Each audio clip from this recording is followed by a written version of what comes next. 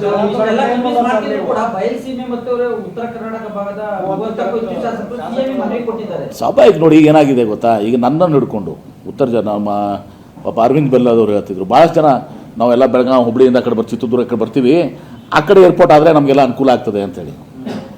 So ಆ ಕಡೆ airport ಅಂದರೆ ಅದು ಟುವರ್ಡ್ಸ್ ಎಲ್ಲಿ ನೆಲಮಂಗಲ ಬರ್ತದಲ್ಲ ಈಗ, ಅಥವಾ ಬಾಯಲ್ಲಿದೆಯಲ್ಲ, ಇದು ಆ ಕಡೆ ಜನಕ್ಕೆ. ನಾವು ಸಿರಾಗಿ ಮಾಡಬೇಕು ಅಂತಂದರೆ ಹಿರಿಯರಿದ್ದಾರೆ, ಜಯಚಂದ್ರ ಅವ್ರಿಗೆ ಗೌರವ ಕೊಡ್ತೇನೆ. ಸಿರಾಗಿ ಮಾಡಿದರೆ ಅದು ಬೆಂಗಳೂರು ಇಂಟರ್ನ್ಯಾಷನಲ್ ಏರ್ಪೋರ್ಟ್ ಆಗಲ್ಲ, ಅದು ಏನಾಗ್ತದೆ Tumakuru district airport, Tumakuru Sira Chitradurga airport ಆಗ್ತದೆ. ಅವ್ರಿಗೆ ಅದನ್ನು ಹೇಳಿದ್ದೀನಿ, ತುಮಕೂರು ಶಿರಾ ಚಿತ್ರದುರ್ಗ ಏನಿದೆಯಲ್ಲ ಆ ಭಾಗಕ್ಕೆ ಒಂದು ಡಿಸ್ಟಿಕ್ ಏರ್ಪೋರ್ಟನ್ನು ಕೂಡ ಮಾಡೋದು. ಇಟ್ ಟೇಕ್ಸ್ ಟೈಮ್, ನೋಡಿ, ಈಗ ನಮ್ಗೆ ಸಫಿಷಿಯೆಂಟ್ ಟೈಮ್ ಇದೆ, 33 ತನಕ ಟೈಮ್ ಇದೆ.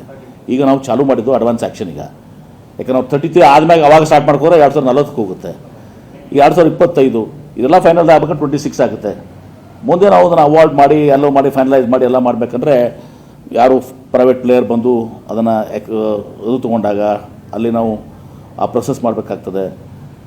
ಎಲ್ಲ ಮಾಡಿದ್ಮೇಲೆ it will take come to 2030 ಹತ್ರ ಬಂದುಬಿಡ್ತದೆ. ಅವಾಗ 2031, 32 ಬಂದುಬಿಡ್ತದೆ. ವಿಜಯಪುರದ್ದು ಸುಪ್ರೀಂ ಕೋರ್ಟ್ನಲ್ಲಿ ಒಂದು ಎನ್ವಿರಾನ್ಮೆಂಟ್ ಕೇಸ್ ಇದೆ, ಒಂದು ವಯಲೇಷನ್ಸ್ ಕೇಸ್ನಲ್ಲಿ ಒಂದು 245 ಕೇಸಸ್ ಒಬ್ಬರು NGO ಹಾಕಿದ್ದಾರೆ, ಆರ್ಡರ್ಸ್ ರಿಸರ್ವ್ ಮಾಡಿದ್ದಾರೆ.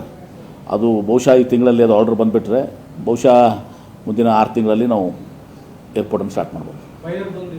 ಹಾಂ, ಫೈರ್ದು ಆಗಿದೆ ಅದು ಸರ್, ಫೈರ್ಸ್ ಕ್ಲಿಯರ್ ಆಗಿದೆ. ಈಗ ಓನ್ಲಿ ಎನ್ವಿರಾನ್ಮೆಂಟ್ ಇದನ್ನು ಒಬ್ಬರು ಪ್ರೈವೇಟ್ ಇದನ್ನು ನಮ್ಮದು ಒಂದೇ ಅಲ್ಲ, ಒಂದು 245 ಕೇಸಸನ್ನು ಹಾಕಿದ್ದಾರೆ ಅವರು. Thank you.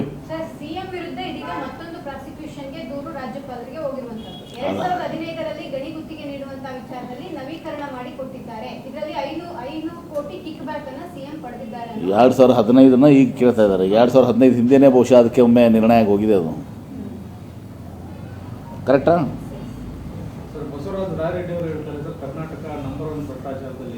ಅದು ರಾಯರೆಡ್ಡಿ ಅವರಿಗೆ ಕೇಳಬೇಕು, ಯಾರ್ಯಾರು ಭ್ರಷ್ಟಾಚಾರದಲ್ಲಿ ಇನ್ವಾಲ್ವ್ ಆಗಿದ್ದಾರೆ, ಅವ್ರಿಗೆ ಏನೇನು ಮಾಹಿತಿ ಇದೆ ಅಂಥೇಳಿ ರಾಯರೆಡ್ಡಿ ಅವರಿಗೆ ಕೇಳಬೇಕು. ಮತ್ತು ನನಗೆ ಅನ್ಸ್ಕೊಂಡು ಹಿಂದಾಡೆ ಉಲ್ಟಾ ನೋಡಿದಾರೆ ಅಂತ ಕೇಳಿದ್ದೀನಿ ಹಿಂದಾಡೆ. ಆಮೇಲೆ